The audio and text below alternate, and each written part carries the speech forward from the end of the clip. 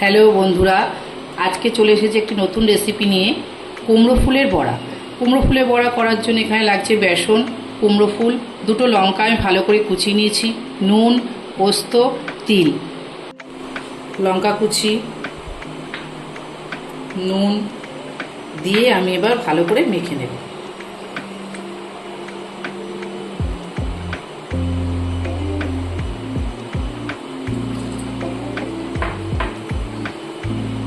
দেখুন আমার বেসনটা মাখা হয়ে গেছে। ঠিক এইভাবে ঘনটা রাখতে হবে। এবার এর মধ্যে দিয়ে দেব তিল আর পোস্ত। তিলটা আর পোস্তটা যখন ভাজা হয়ে মুখে পড়বে খুব দারুণ লাগবে।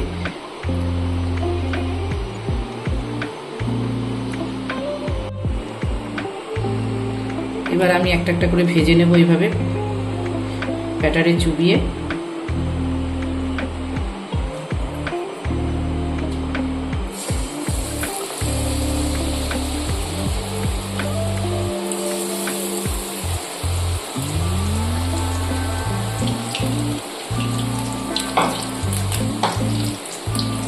আমার বড়াটা হয়ে গেছে, দেখুন টুপিটি কি সুন্দর লাল লাল হয়ে ভাজা হয়েছে।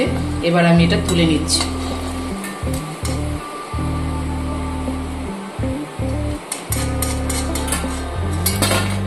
এইভাবে বাকিগুলো সব ভেজে নেব।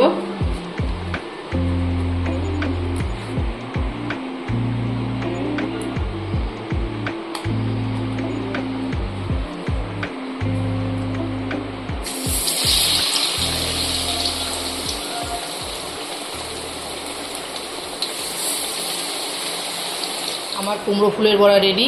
দেখুন কি সুন্দর মুচমুচে হয়েছে। আপনারা একদিন বাড়িতে এইভাবে খেয়ে দেখবেন, খুব ভালো লাগে। ভালো লাগলে লাইক, কমেন্ট, শেয়ার করবেন।